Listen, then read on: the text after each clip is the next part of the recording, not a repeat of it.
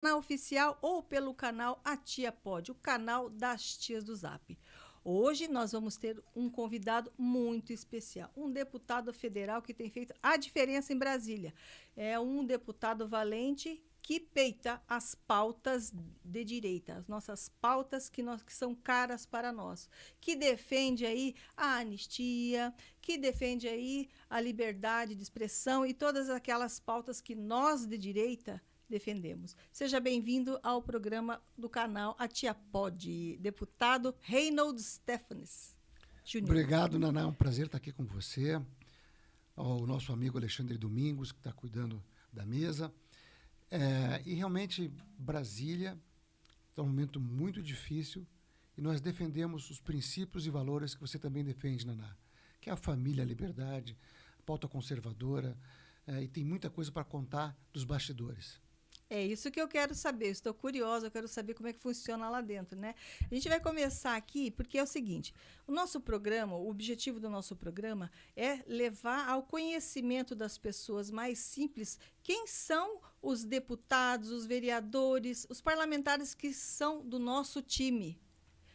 Isso é bom, porque agora, ano que vem, vamos ter eleições, é bom para que eles possam ter referência para o seu voto. Ele vai poder escolher, avaliar melhor os candidatos. Então, eu gostei muito que o senhor esteja aqui hoje, porque eu acho você uma pessoa extraordinária. Eu não o conhecia, só ouvi falar, né? Mas quando eu o conheci pessoalmente, fiquei surpresa pelo seu carisma, sua bondade, e você está sempre ali pronto para ouvir a gente. Obrigada por isso. Imagina, um prazer, Naná. Muito gentis tuas palavras. E eu acho que Brasília hoje está passando por um momento muito difícil. Um governo incompetente, um governo que roubou até os aposentados, corrupto, infelizmente um Supremo aparelhado. Talvez esta seja a pior composição da história dos ministros do Supremo, pessoas que são tendenciosas, isso, que perseguem, que não cumprem a lei. Veja a situação do Bolsonaro, um processo que não deveria existir, que não deveria ter sido julgado por essas pessoas, mesmo as pessoas que estão presas em função do 8 de janeiro. O próprio Eduardo Bolsonaro, a perseguição que está tendo contra ele. Ou seja, você tem hoje no Brasil uma situação muito difícil. E eu vou falar um pouquinho também, se você me permitir, ao longo do nosso programa, teu programa, sobre a questão do orçamento do Brasil. Sim, eu tenho sobre a questão da dívida brasileira, do custo da dívida, do quanto nós brasileiros estamos pagando por um erro dessa administração. E como tem imposto, né? Então, para começar, para que as pessoas lhe conheçam, eu sei que você veio de família, a sua família tem história na política, né? Você é o Reinhold Stefanes Jr., seu pai tem uma história bonita aí dentro também da política, não é mesmo? Isso influenciou você? Foi o seu pai que lhe influenciou a entrar na política? Porque eu acho que é uma seara difícil. Você tomar essa decisão, a gente sabe que é problema. Tem que ser missão, não tem? Tem. Veja, meu pai, é claro que me influenciou, mas ele sempre foi contra a minha entrada na vida pública. Eu vou contar uma passagem interessante. O dia que eu decidi ser candidato, eu era diretor de uma grande empresa do Brasil. E fui conversar com ele. Ele tem a mania de ter óculos de leitura e deixar no nariz e ficar olhando sobre os óculos. Aí eu cheguei na sala dele, ele estava me olhando dessa forma. Eu falei, olha, eu tinha sido secretário de Estado por 4 anos do Jaime Lerner e tinha voltado para uma empresa de medicina de grupo no Rio de Janeiro, que era a Mil, e decidi ser candidato. Minha vocação é pública. Falei, meu pai baixou o óculosinho dele. Eu não vou votar em você. Eu sou contra a tua candidatura. Era a eleição de vereador. A eleição de vereador é a mais difícil que existe. Não concordo com isso. Você está muito bem economicamente, estruturado. Não quero isso para você. E me tocou para fora da sala dele. Bom, eu falei, eu vou ser candidato de qualquer maneira. Eu me lembro que isso foi em 2000. Eu fui o terceiro mais votado de Curitiba. Na época, eu fui candidato a vereador. Fiz 12 mil e poucos votos. Na minha reeleição, fiz 14 mil e cacetada para vereador. E o número de eleitores era menos da metade do que é hoje. E tinham mais de 1.000 candidatos. Eram 99 candidatos por partido. Eram 33 vereadores e tinha 99 candidatos por partido. Então, era muita gente disputando a eleição. Mas foi dessa forma que eu comuniquei ao meu pai que queria ser candidato a vereador, a vida pública. Depois eu virei deputado estadual, deputado federal. Mas realmente acompanhando, como qualquer filho. Estou falando o filho que o pai tem uma padaria, o filho que o pai é um médico, o filho que o pai é um contador, o filho que o pai trabalha como oficina, como mecânico numa oficina. O filho, muitas vezes, olha para o pai e gosta do que o pai faz ou se inspira no que o pai faz. Isso foi meu caso, realmente. Eu acho que eu me inspirei no exemplo do meu pai. Meu pai tem uma vida pública que eu considero talvez uma das maiores e melhores do país, um homem muito sério. É um alemão de pouca palavra. Meu pai nasceu no interior, como filho de pequeno agricultor. Acabou estudando interno numa escola agrícola, depois interno aqui na antiga escola técnica, que hoje é o TFPR. Ele foi interno ali, morava, estudava ali. Depois foi para o Exército, passou no concurso da Prefeitura de Curitiba. E o Ivo Arzua, que era o prefeito, gostou muito do meu pai. Legal. Meu pai era funcionário de carreira da Prefeitura de Curitiba. O Ivo Arzua gostou do meu pai, botou meu pai com 26 anos. Não, com 26 anos para ser secretário de Finanças de Curitiba. Novinho. E meu pai fez o primeiro plano diretor de Curitiba. Eles criaram o IPUC. Criaram o IPUC, planejamento toda a cidade. Sim. Daí o Ivo Arzua virou ministro do Brasil, ministro da Agricultura. E gostou tanto do meu pai que levou meu pai para ser o vice-ministro, secretário executivo do Ministério, com 28 anos. Ali eles criaram a Embrapa, criaram o INCRA. E meu pai daí seguiu adiante, acabou dirigindo como ministro da Saúde do Brasil, a Previdência do Brasil, a Ação Social do Brasil, o Ministério do Trabalho e da Agricultura. Ele foi ministro de 4 presidentes da República. E foi secretário de Estado aqui no Paraná por 6 vezes, de vários governadores, e 10 vezes deputado federal. Ou seja, talvez na história do Brasil não tenha ninguém que tenha sido 4 vezes ministro do Brasil de 5 pastas diferentes. Eu acabei vendo o exemplo dele e gostando. E ele estava temendo por você, né? Porque ele sabia que é um... Porque é sacrificante. As pessoas não imaginam que a gente tem que trabalhar sábado, domingo, à noite, que tem que realmente tá toda hora sob pressão. E o Brasil passa por um momento onde a pressão é muito grande dos parlamentares, principalmente dos parlamentares de oposição como eu. A perseguição, as situações que acontecem no dia a dia lá na Câmara, é muito complicado. Você não pode mais externar a sua opinião muitas vezes. Nós temos 61 deputados federais processados hoje no Congresso. Nossa. E além de alguns senadores como Marcos Duval. E não é por corrupção. O processo do Nicolas, do Marcel Van Hatten, do Cabo Gilberto, da Bia Kicis, aqui no Paraná do Felipe Barros, do Sargento Faur, de tantos outros, é por suas opiniões. Não existe crime, não está tipificado na lei. Não, eles dizem que é fake news, ou dizem que é um atentado à democracia, e processam um deputado. Processam pedindo prisão de dezenas de anos e perda do mandato. É uma situação absurda o que acontece. Virou a casa da mãe Joana. Virou. Hoje, o Carlos Jordi, assim, pessoas que fazem o bem para o Brasil são processados por opiniões, por falas.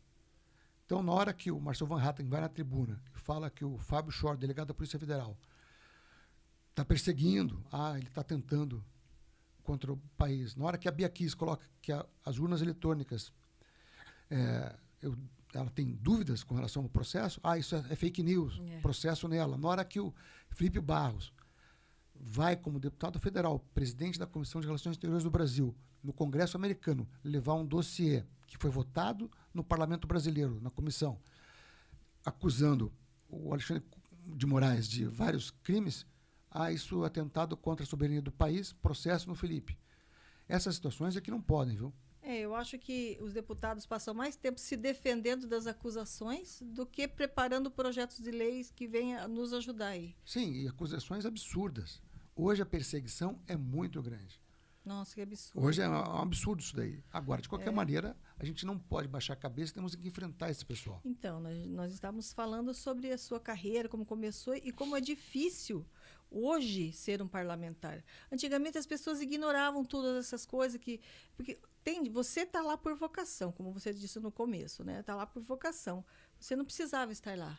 Mas tem muita gente que acha que o político tem um salário bom e quer entrar pelo salário. Não. E ele vai se arrepender. Isso não paga o custo Não paga a dor de cabeça na que dá. verdade, eu sou empresário também. Se eu não fosse empresário,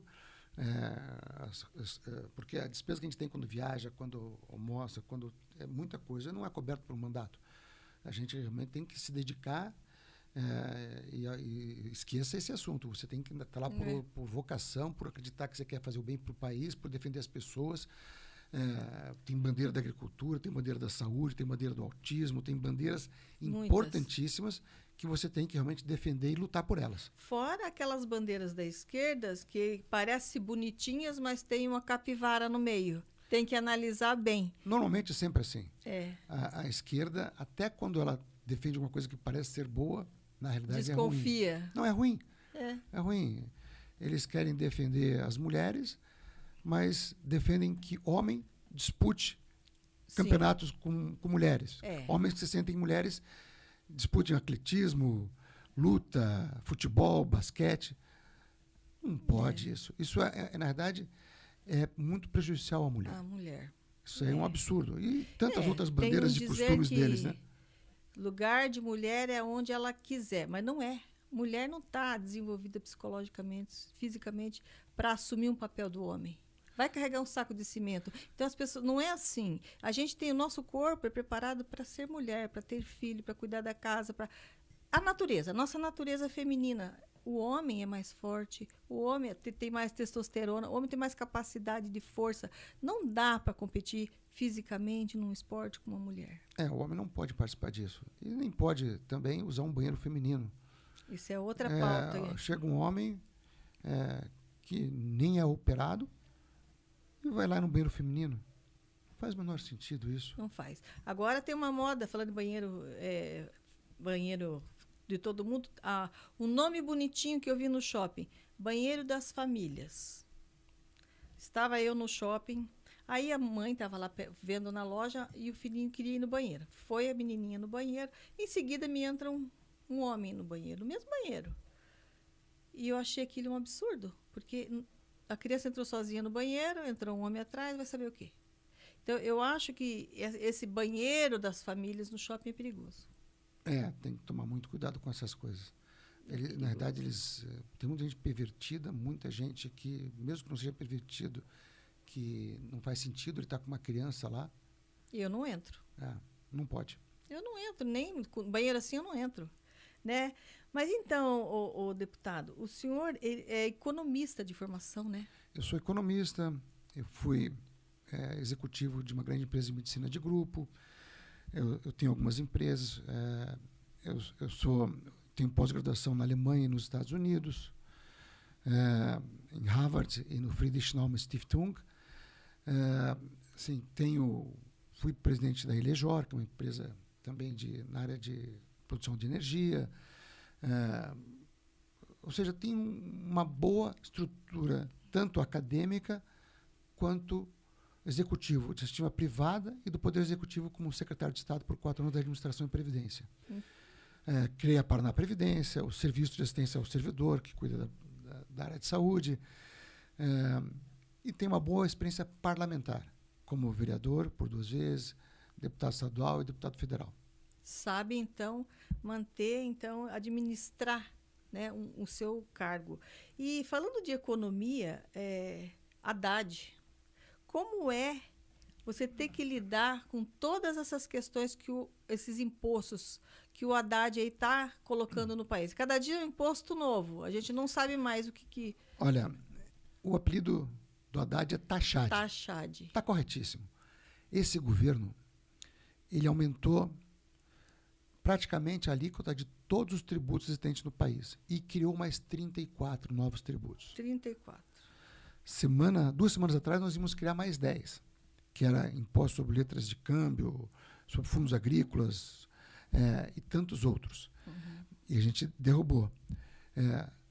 É muito complicado ter um governo com a maior arrecadação da história do Brasil, porque ano que vem nós vamos votar agora a LDO e o orçamento. A previsão de arrecadação é de 5,5 trilhões de reais.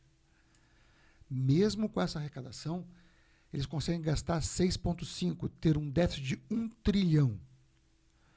Sendo que eles estão com a maior arrecadação da história.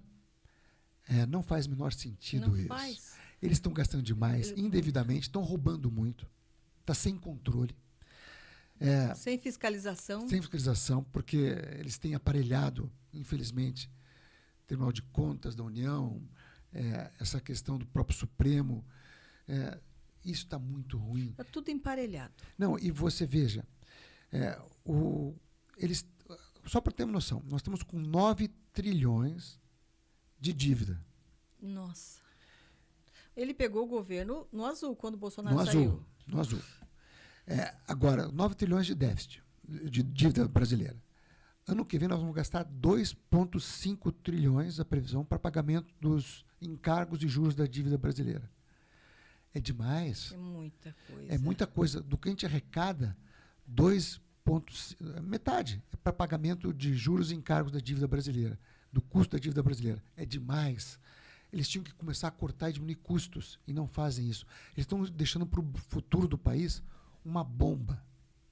Além disso, essa história do desemprego é apenas a metodologia usada. É muito ruim e muito diferente do que eles falam. É um discurso repetido, né? Não, é porque eles dizem que tem uma menor taxa da história de desemprego. Não é verdade. Não é verdade. Porque as empresas estão saindo fora do país. Não, é porque você tem hoje o Bolsa Família com 90 milhões de pessoas. Sim.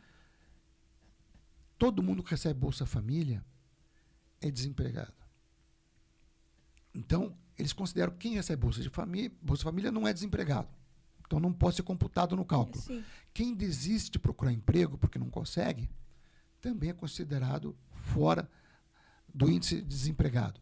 Aí fica só 5%, 6%. É um número furado. Na verdade, é um número furado, porque a realidade é que é muito diferente disso. Hoje o país tem muita gente desempregada e tende a ficar cada vez pior. Pouca gente para pagar a conta produzindo. Essa situação do país é hilária. O PT tinha que procurar, na verdade, era crescimento da economia. Sim. E não que as pessoas parassem de trabalhar e recebessem Bolsa Família.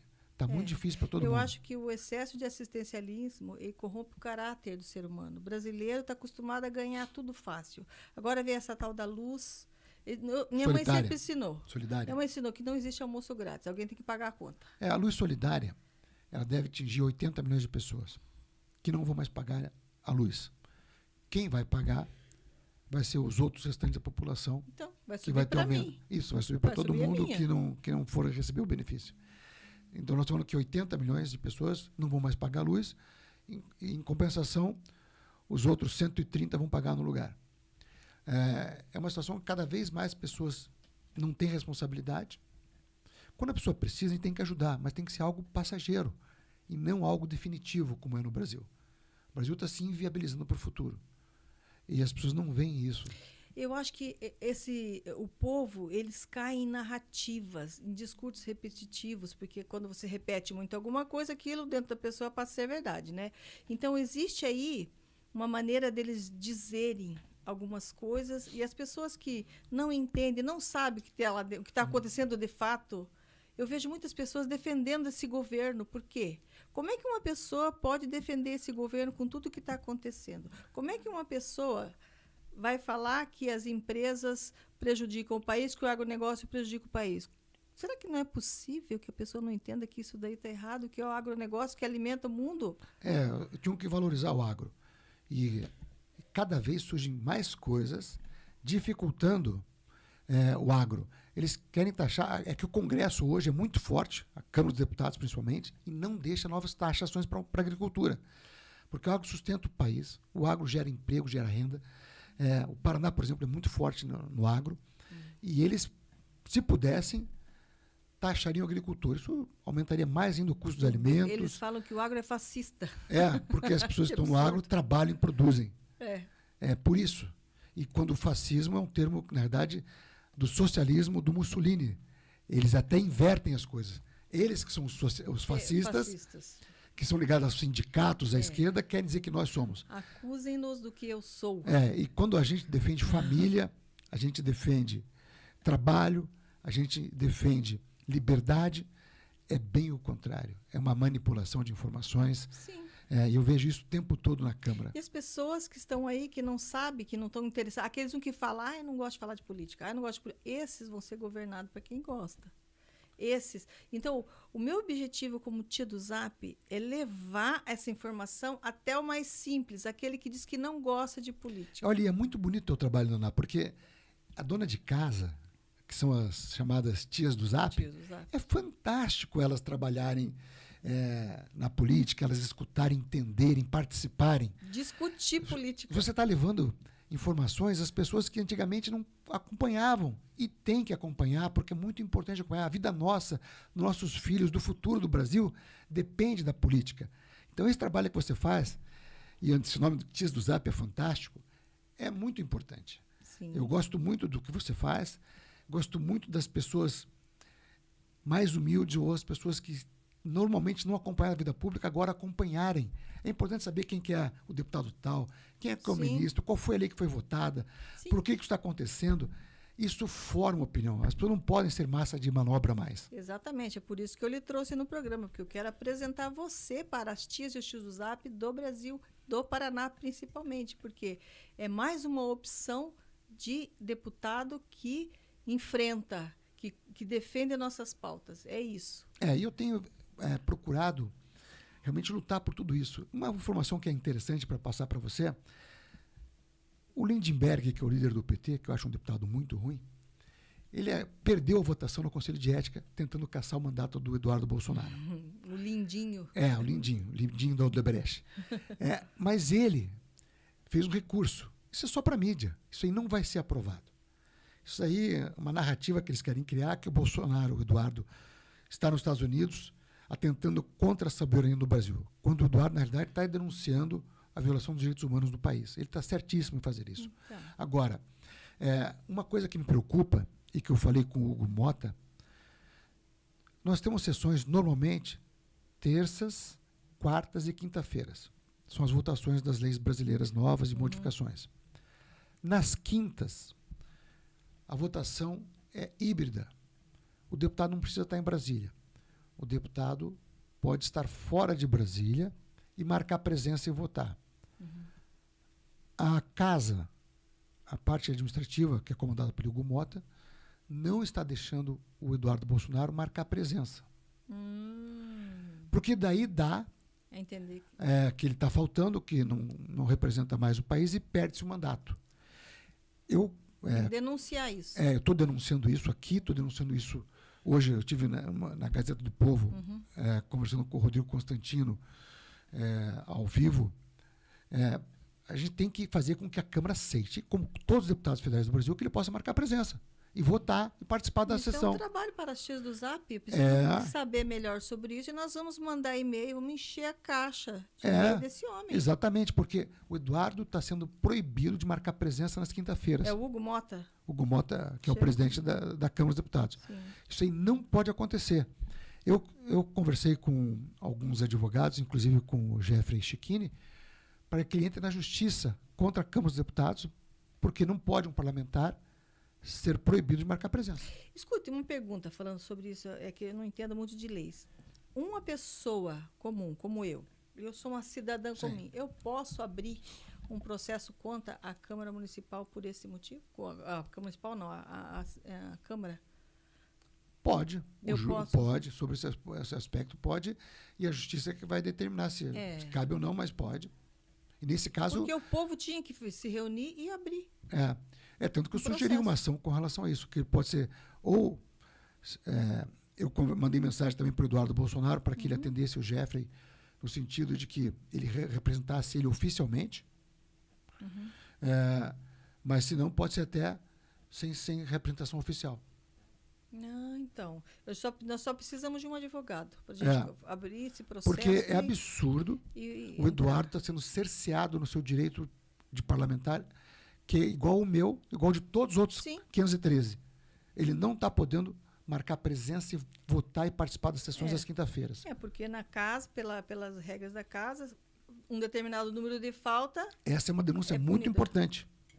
Essa é uma denúncia muito importante que eu estou fazendo aqui no seu programa, para que os seus ouvintes saibam disso e nos ajudem nessa briga. Sim. Porque a gente tem que denunciar que esse cerceamento está acontecendo com o Eduardo Bolsonaro. Vou fazer uma reunião, vou falar sobre isso. Com o pessoal do Brasil todo. Sim. Olha, e eu sou autor de uma PEC que é muito importante, que trata de proibir os ministros do Supremo de terem decisões monocráticas. Legislar. E também que a Câmara dos Deputados do Senado possa sustar decisões do Supremo de até 2 anos. Essa é uma PEC que restabelece o equilíbrio entre os poderes. Já foi votada na CCJ como legal e está pronta para ir ao plenário. Porque hoje é um abuso. Eu acho uma vergonha, porque a gente não deveria nem ter entrado com um negócio desse. Porque se cada poder respeitasse o seu ambiente, não precisava disso. Assim como o Supremo hoje susta atos da Câmara dos Deputados do Senado, daqui para frente, pela minha PEC, o Senado e a Câmara poderão sustar decisões do Supremo, que ache ilegais por maioria de 2/3. E tem muita coisa que eles fazem errado que não é dentro da lei. O Alexandre de Moraes é campeão nisso. Campeão em perseguir. Não, ele tem uma lei dele, da cabeça dele. Campeão em prejudicar as pessoas. Os processos são sempre passados por cima das leis, da jurisprudência. Eu às vezes acho que ele sente prazer em fazer o mal. Eu tenho certeza disso. Só olhar nos olhos dele. Ele se regozija com aquilo. Que ele adora perseguir, ele adora. Eu vejo agora a situação do Felipe Martins. É hilária. Não. O Felipe Martins, ele foi preso por, teoricamente, ter ido aos Estados Unidos junto com o presidente Bolsonaro no último dia do mandato. É algo que não aconteceu. A entrada dele nos Estados Unidos apareceu no sistema americano depois que ele estava preso. Ele estava preso e agora o sistema americano de registro de entradas no país diz que isso oficialmente não aconteceu, que isso aí foi falsificado. Aí ele foi preso 6 meses, ficou até em solitária, eu tenho certeza que o Felipe Martins estava sendo forçado a fazer delação. Sim. E ele foi muito homem, muito correto, dizendo que não tinha nada para delatar. E aguentou essa perseguição e foi solto. Aí agora ele está em outro processo, dizendo que ele participou das reuniões da tentativa do golpe, coisa que ele não fez, já está provado que o documento que está lá é falso, de que ele estava nas reuniões no Planalto naqueles dias. E o Fábio Schor, que é o delegado que acusou ele de ter entrado nos Estados Unidos, está dizendo que ele forjou a prova para ser preso. Inclusive, é uma loucura isso. O ajudante de ordens do Alexandre de Moraes, lá, o Tagliaferro, está denunciando esse tipo de situação, né? Onde houve fraude na entrada do Adélio Bispo na Câmara, no dia que ele... Sim. Eles produzem para dar álibi, naquela época, para dar álibi pro Adélio Bispo, dizendo que ele estava em um local, mas ele foi preso no outro. Sim. Veja, isso acontece, isso não é uma coisa de filme. E o Supremo nunca autorizou a quebrar o sigilo telefônico do Adélio. Se quebrasse o celular do Adélio, a gente teria as mensagens com quem que ele estava falando sobre a tentativa de assassinato do presidente Bolsonaro, teria os culpados pelo crime. Você veja quem pagou os advogados. Você veja quanto o Supremo hoje até atrapalhar uma investigação de um presidente da República que tentaram assassinar, ele faz. É uma vergonha hoje o aparelhamento político do Supremo Tribunal Federal. É uma vergonha hoje o que fazem com o presidente Bolsonaro. É uma vergonha hoje o que estão fazendo com o Felipe Martins. O Flávio Dino vai julgar o crime dele mesmo. Sim, ele é Não, acusado de absurdo ter isso. desviado milhões da compra de respiradores durante a pandemia. E ele vai ser o juiz. E ele já deu a sentença acabando com o processo. Não, isso daí é surreal. É surreal. Nós temos hoje uma situação, Naná, que está triste de ver as barbaridades que, infelizmente, o Supremo comete. Nós tínhamos ministros sérios no passado no país. Sim, Joaquim Pessoas Barbosa. honrosas, Joaquim Barbosa, Sepúlveda Pertence. Sim. Nós tínhamos muita gente boa. Rui Barbosa, tanta gente séria. Sério. Hoje, o pessoal está desqualificado e está perseguindo as pessoas. É muito triste o Brasil ter um Supremo com essa qualidade baixa. Eu acho assim, que o Supremo, ele pega pelo rabo, como dizia minha mãe, puxa pelo rabo, porque a maioria das pessoas ali tem algum processo que está na mão do juiz da Suprema Corte. Eu acho, não sei, é uma coisa da minha cabeça, pode ser que eu esteja certa ou não, mas eu acho que a maioria das pessoas pensa assim, que muita gente deve para os juízes. E os juízes falam, ou você faz assim... Ou... Não, com certeza. Eu diria que o chamado foro privilegiado era para ser algo muito bom. Teoricamente, era para que um parlamentar não fosse processado por um juiz de carreira inicial, porque às vezes é muito jovem, não tem experiência. Então, vamos botar nos juízes que têm nobre saber, que têm uma experiência fantástica, que são os melhores do país, que teoricamente seriam para ser os ministros supremos. Sim. Isso acabou. Ninguém Virou, na verdade... Ninguém confia mais na nossa Suprema Corte. Não, que virou perseguição. Deveria ser assim, sabe? A nossa Liga da Justiça. Deveria É. ser o exemplo. Isso. Devia ter, O assim, Supremo era sabe, para ser algo uma bom. vida ilibada, uma pessoa que não vai nas redes sociais, que não faz comentário, não dá entrevista, deveria ser reservada. O nosso, você não vê o Barroso. Nós vamos acabar com o bolsonarista. Perdeu, mané. Aí ele mente que não falou o que falou. Está filmado. E assim como o Toffoli. Como é que o Toffoli me julga um processo da esposa dele? Olha aí, outra... Como é que um ministro como Como é do que é o Supremo... nome disso daí? Não é nepotismo, não? Como é que Não é nepotismo porque não é nomeação, né? Mas você não pode nomear Favorecer. algo que... você não pode ser um juiz e o Código da Magistratura diz e julgar um processo de um filho, de uma esposa, do pai, da mãe. É como um médico operar a sua própria esposa. Não opera. Não, mas ali até poderia, que não opera por outras razões, mas você julgar um processo onde a tua esposa vai ganhar 500 milhões, Isso. 5% do valor, que era 10 bilhões, o valor da dívida da JBS. Sim. Um processo já estava julgado e transitado, que era um acordo de leniência, de roubo, de devolução de recursos que foram desviados. A JBS ganhou e foi anulado um processo depois de ter estado julgado. Então. E quem recebeu o recurso, o prêmio, foi a esposa. Não pode. Isso aí é uma vergonha. Eu não sei como classificar isso. Nem eu. Isso aí, sabe, para mim é quase que um roubo. Vou falar um negócio. Eu acho que Jesus Cristo veio e a gente ficou para trás, porque o mundo está muito virado, né? Gente, não dá para acreditar que tudo isso está acontecendo na nossa cara. E ninguém fala nada, a imprensa está ninguém toda fala no bolso. Nada. Ou seja, as pessoas que deveriam saber essas informações não sabem. E hoje, Naná, você viu o Lula? O Lula está lá na Indonésia, está lá no exterior. Gastando dinheiro público. Ele e a Janja esbanjando. Esbanja. E ele disse que os traficantes são vítimas dos usuários. Que o traficante, ele sofre, na verdade, ele é prejudicado porque ele existe, porque o usuário é que existe. Então, ele botou que os viciados, que as pessoas que têm problemas de vício, são os culpados, que o traficante é pobre coitado. É uma vergonha. Tem que sobreviver. Não. Como é que um presidente da República fala isso? E envergonha o Brasil, porque ele falou isso ainda no exterior. Talvez porque o pessoal ligado ao tráfico, você pode ver nos presídios, comemora quando o Lula ganha a eleição.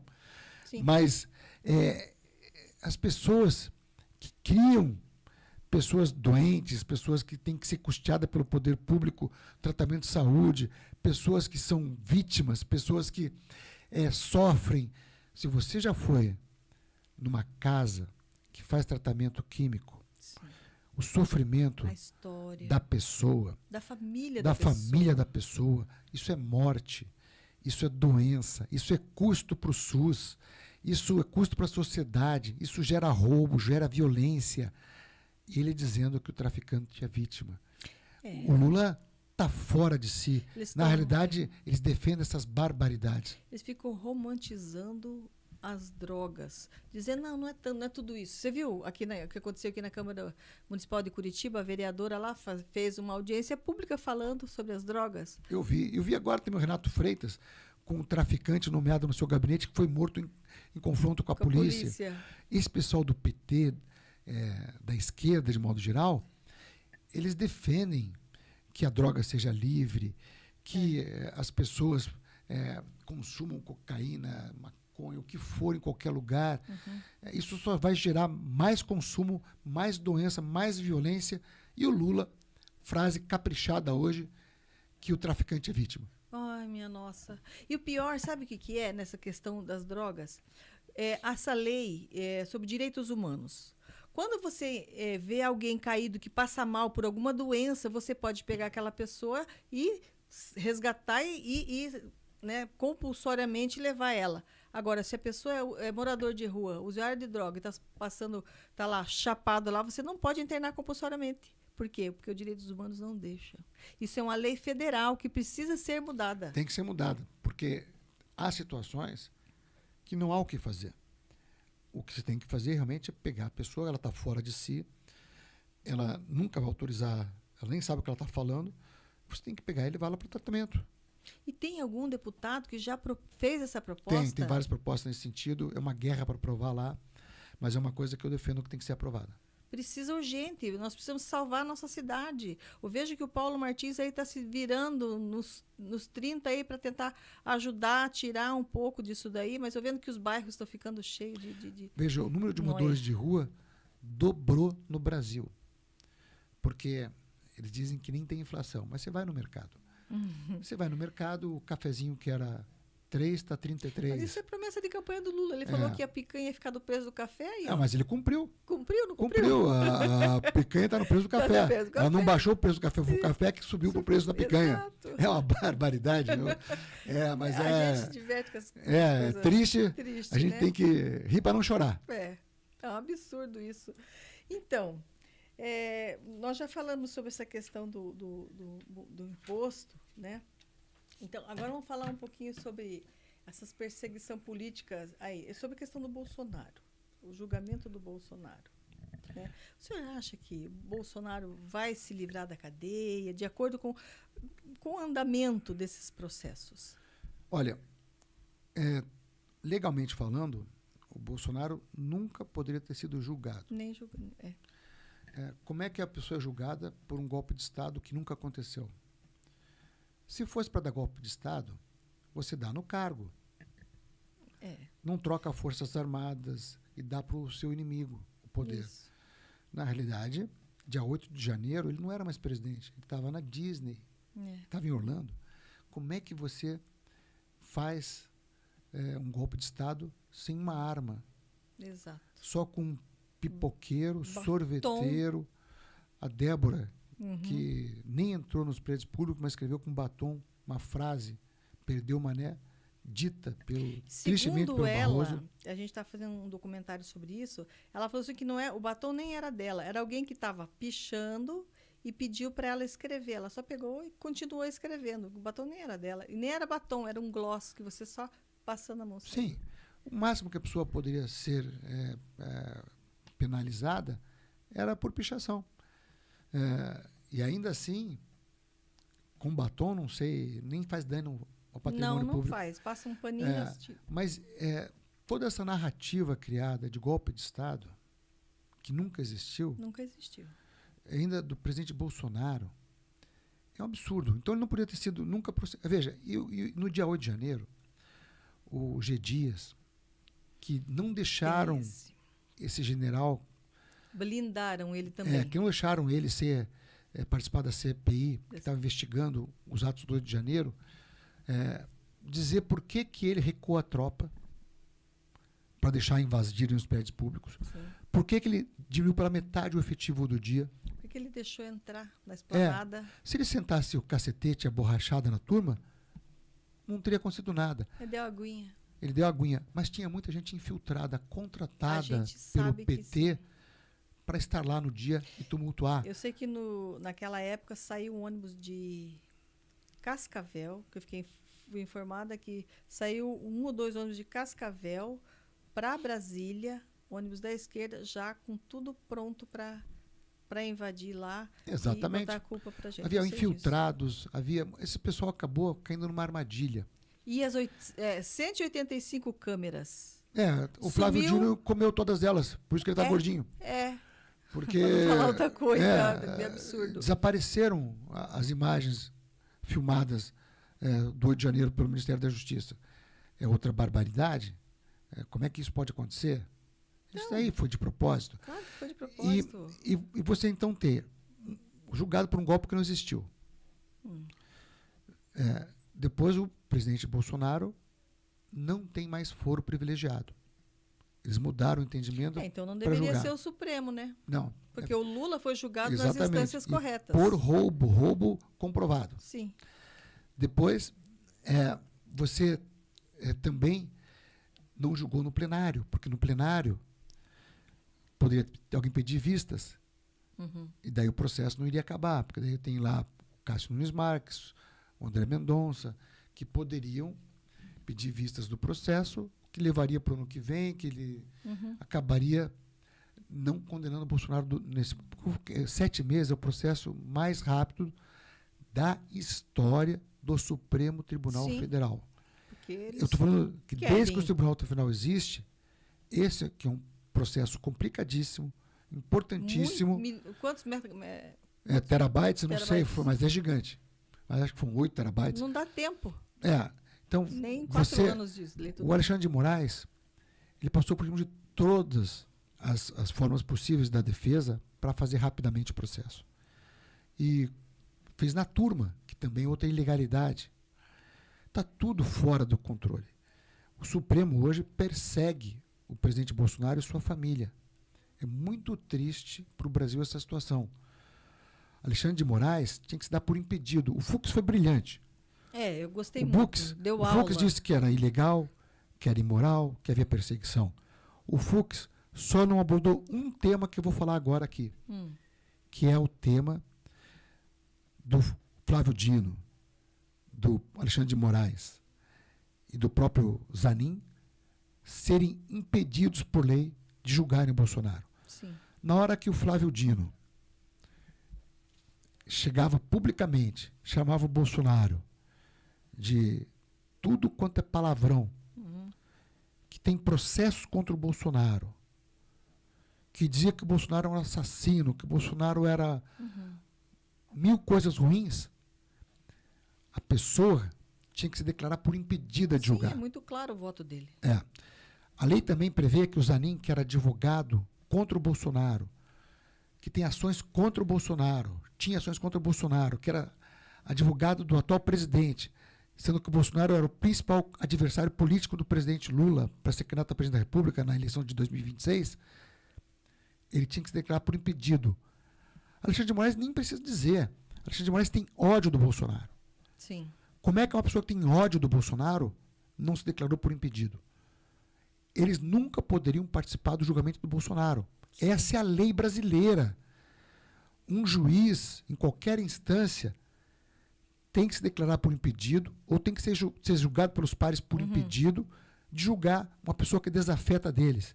Ainda mais nesse nível, onde as pessoas são desafetos de uma forma muito forte. São inimigos pessoais. Então, esses 3 ministros, no mínimo, tinham que ser declarados por impedidos. Então, o Fux foi perfeito na sua avaliação. Só faltou dizer que os 3 não podiam julgá-lo. Porque talvez fosse muito forte para o ministro Fux dizer que vocês não podiam julgar o presidente. Mas eles não podiam nunca. Sim. A lei é muito clara no Brasil. Muito clara. Porque eu não vejo o André Mendonça e o Nunes Marques se envolvendo nesse tipo de situação. E por isso que eu falo, sabe? O Bolsonaro sempre falava das 4 linhas. Vamos andar dentro das 4 linhas. às vezes, assim, eles não andam dentro das 4 linhas. Não andam. Eles não andam, eles não... Eles não perseguem as pessoas. Eles perseguem as pessoas. O Alexandre de Moraes, ele tem o prazer de perseguir quem ele não gosta. Ele está um pouco intimidado agora de perseguir americanos e brasileiros no exterior. Porque a corte italiana, a Suprema Corte italiana, a Suprema Corte da Espanha e mesmo a Suprema Corte dos Estados Unidos já declararam que os seus atos são absurdos. Então, ele entrou com processo contra o Tagliaferro, contra a Carla Zambelli na Itália, contra o Oswaldo Eustáquio na Espanha e contra pessoas outras nos Estados Unidos, e seus processos não foram aceitos. Então, ele agora está numa situação muito complicada. Ele não vai acabar bem. O Alexandre de Moraes, ele hoje, ano que vem, tem tudo para o Senado mudar e ter é a nossa esperança. Ter senadores de direita. Porque aqui o Flávio Dino é uma vergonha, o Flávio Arnes é uma vergonha. E o Oriovisto é uma grande decepção. Pensa num senador ruim que não serve para nada, que é o Oriovisto. Então, a gente tem 2 vagas de senador no que vem. Sabe o que eu errei? Eu votei nesses caras para não votar no Requião. Olha só, antes fosse o Requião. Eu diria que eu votei no Oriovisto. Eu também. Me arrependo muito. Também. Me arrependo muito. Que triste esse voto. Mas a gente tem que mudar o Senado. Eu acho que se mudando o Senado, eu acho que pode abrir impeachment contra o Alexandre de Moraes. Eu acho que com a atual composição... Mas por falta de pedido, né? Já tem... Não, metade dos senadores já assinaram o impeachment dele. Eu acho que na próxima vai ser muito mais. E também, ele vai ter processos nos Estados Unidos criminais e cíveis, como ele já tem da Rumble, já tem da Trump Media, que é processo por indenização por lucros cessantes. Tem agora de uma cidadã brasileira, que também é americana, que mora lá há muito tempo na Flórida, e que o Elon Musk deu os advogados para auxiliar no processo contra o Alexandre de Moraes, porque ele chegou até a mandar Polícia Federal nos Estados Unidos para perseguir uma cidadã, coisa que é crime. É atentar contra a soberania dos Estados Unidos. Imagina. Logo contra quem? E ele vai acabar sendo condenado criminalmente, civilmente nos Estados Unidos por várias ações, que deve haver também da Meta, do X, da Starlink, de outras empresas americanas, contra ele por seus atos ilegais. Né? Até o Google. Ou seja, você tem uma situação muito complicada do Alexandre de Moraes para o futuro. Ele é uma pessoa que faz o mal hoje, que persegue, que usa o seu cargo para isso, que é pior ainda. Olha, a gente é cristão, mas é cada pensamento que vem na cabeça... em relação a esse homem, eu sei, nossa... Ele tinha que mudar, tinha que parar, mas ele é ao contrário, ele dobra a aposta o tempo inteiro. Dobra a aposta. Por que ele faz isso? Ele tem alguém por trás. Não, eu diria que... Por que ele dobra a aposta? Ele está seguro demais? O que está acontecendo? Não, eu acho que ele... Há pessoas que têm uma doença que assim, são soberbas, são arrogantes, são prepotentes. Eu acho que é o caso dele. Eu vi uma reportagem sobre isso aí, que eu acho que é o caso dele mesmo, né? E qual seria qual seria a saída para isso? É só a eleição do ano que vem? Eu acho que uma eleição de senadores comprometidos em cumprir a lei, no sentido de que, havendo indícios, e há muitos, abrir processo de impeachment, mas, além disso, eu acho que o futuro desses julgamentos nos Estados Unidos vão complicar muito a vida dele. Fora essa questão da Magnitsky, que já foi aplicada contra ele por violações dos direitos humanos. Mas ser aplicada com mais gente ali. Eu acho que vai ser. Eu espero que sim. Veja, Naná, o Barroso desistiu de ser ministro do Supremo. Por quê? Ele tem muito dinheiro fora. Exatamente. O principal motivo se ele for sancionado pela Lei Magnitsky, só o imóvel que ele tem, 22 milhões de reais ali na Flórida, é confiscado pelo governo americano e vai a leilão. Então? Ele perde o imóvel e não recupera nunca mais. É como você pegar o violador de direitos humanos, o traficante, o criminoso de modo geral, que é sancionado pela Lei Magnitsky, ele perde qualquer dinheiro que os Estados Unidos ache ou qualquer imóvel que os Estados Unidos ache no seu país ou ligado às instituições americanas. Então, eles perdem milhões. Milhões. O Barroso tem offshore.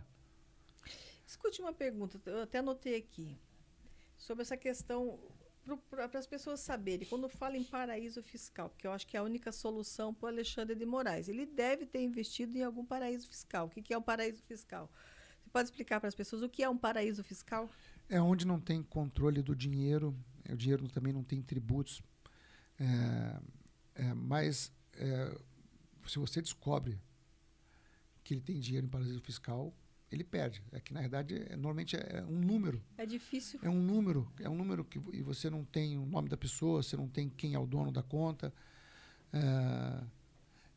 A offshore, você sabe quem que são os donos, mas alguns locais você nem tem condições de descobrir quem é o dono da conta. Sim. Então, mas ele fica sujeito a ter problemas para o futuro. Então, falando sobre, para encerrar, nós estamos a 3 minutos de encerrar, falando um pouco sobre a contagem pública dos votos. Né? A Bia Kicis, ela falou que ela se sente insegura em relação a isso, né? E existe aí também as pessoas falam, um modo de falar, eu aprendi com o Dr. Felipe Jimenez, que a maneira certa de falar é contagem pública dos votos. Né? Mas a gente sabe que precisa de um papel impresso para que a gente possa, então, legalizar e fazer essa contagem pública dos votos. Como é que está isso lá? Bom, hoje esse assunto não está na pauta para acontecer. Agora, o que eu defendo? O atual sistema continua, votamos eletronicamente, tudo bonitinho, e que por amostragem, 10% das urnas do Brasil, você faça o voto impresso, ele caia, para você contar depois, para ver se o que foi transmitido é o que está ali. Isso não teria muito custo. Sim. E garantiria a lisura da urna. Então, a contagem pública de apenas 10% dos votos por amostragem já garantiria que o pleito foi correto. Porque se houvesse qualquer alteração, eu voto no Colégio Amâncio Moro aqui em Curitiba. Então, na minha urna lá deu 500 votos. E no colégio todos, lá acho que são 6 mil curitibanos que votam ali. Se um voto fosse diferente do contado do que foi transmitido, anulava a eleição. Porque não pode. E é o suficiente para você garantir a lisura da urna. E daí custa muito menor, garante a verificação, que é em todo o Brasil por amostragem. Se um deputado vota diferente na contagem do que foi transmitido, já deu rolo na eleição. Sim. Se o voto de um presidente da República está lá diferente do que foi transmitido, do que foi contado, já dá rolo na eleição. Então, isso garantiria a lisura da eleição. Se você fizesse por amostragem, aleatoriamente, 10% das urnas do Brasil, a contagem pública dos votos, é muito tranquilo de fazer isso. E quem é que vai estar à frente do Supremo Tribunal Eleitoral? Essa é uma vantagem para a próxima eleição. Porque o presidente vai ser o Cássio Nunes Marques. Oba. O vice é o André Mendonça. Maravilha. E as 2 ministras do STJ que estão lá foram indicadas pelo presidente Bolsonaro. Então você tem um TSE que pelo menos não vai perseguir e nem vai fazer as barbaridades que houveram na última eleição. Que só o fato do TSE, através do Alexandre de Moraes, ter suspenso todos os programas eleitorais do Bolsonaro na última semana, aqueles comerciais que haviam, não houveram para o Bolsonaro, só para o Lula. De ter mandado a grade errada de rádio para o Nordeste, foi mandado 80 para o PT e 20 para o Bolsonaro. Sim. Isso já deu eleição. Porque a diferença foi tão pequena que só na última semana as decisões que suspenderam os comerciais do presidente Bolsonaro ou a entrega da grade errada de publicidade já deu o resultado errado. Fora o cancelamento de tantos programas ligados ao Bolsonaro de influenciadores. Sim. Você teve dezenas e dezenas de influenciadores que tinham milhões de ouvintes que foram bloqueados durante o período eleitoral.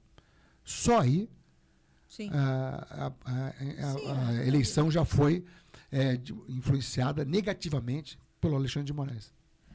Realmente. Então, há uma esperança para o ano que vem. Que bom. Nós vamos ganhar a próxima eleição, se Deus quiser. Ai, amém. Que Deus ouça. Que venha bons candidatos para a gente. Exatamente. E tem muita gente boa, viu? Eu tô vendo que agora tá até difícil de escolher, de tanta gente boa que tem, né? Mas eu quero agradecer muito a sua presença aqui. Foi muito boa a conversa. Pena que foi rápido. A gente tinha muita coisa para conversar, mas vamos conversar nos bastidores. Quero agradecer demais a sua presença, agradecer demais o seu trabalho, porque a gente sabe que não é fácil lidar com aquelas feras que tem lá dentro. É verdade. Né? Mas olha, parabéns a você também, Naná.